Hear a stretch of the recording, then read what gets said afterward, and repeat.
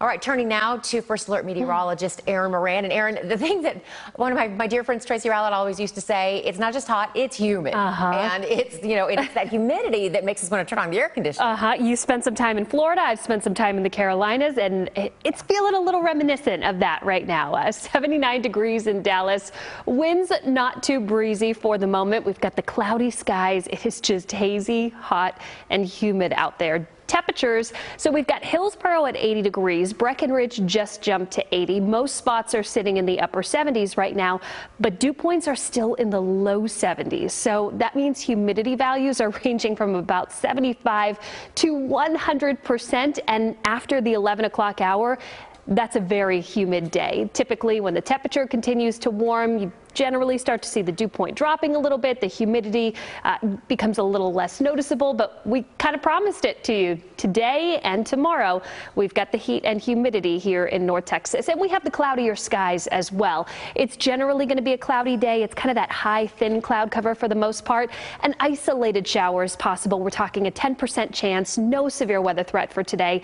Really like a sprinkle more than anything else. Most are going to stay dry, and pretty much everyone is going to see these highs get into the low and mid 80s. Out to the west, we may even have temperatures in the upper 80s. But then we get to tomorrow. We did issue a weather alert for tomorrow. Made the call yesterday. So starting at 4 o'clock, we started to let everyone know, hey, we've gone with a weather alert for your Thursday. The timing looks to be, I think we'll start to see some cumulus building around 2 o'clock in the afternoon out to the west, and then we'll start to see more storm development in the 3 o'clock hour. So this is for tomorrow.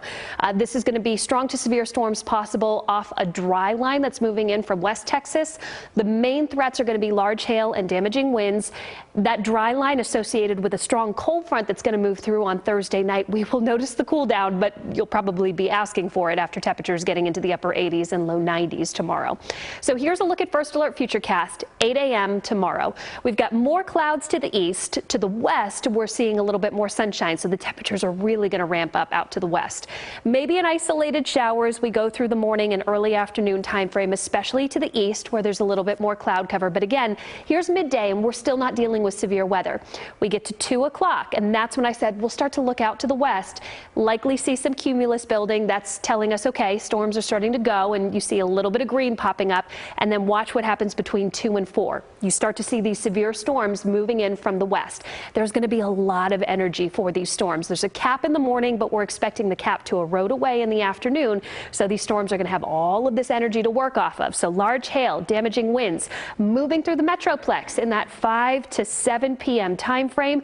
Line continuing to track east very quickly. This isn't going to be an all-night event. We get to about 8, 9 o'clock. You've got storms off to the east, and by 11 o'clock, our First Alert Futurecast is finally cleared. So not an all-night event, but certainly expecting a few stronger storms, some severe storms, large hail and damaging winds being the threat. I mentioned that cold front going from 90 to 70, and then we've got 60s with a lot of rain in the forecast this weekend, Karen.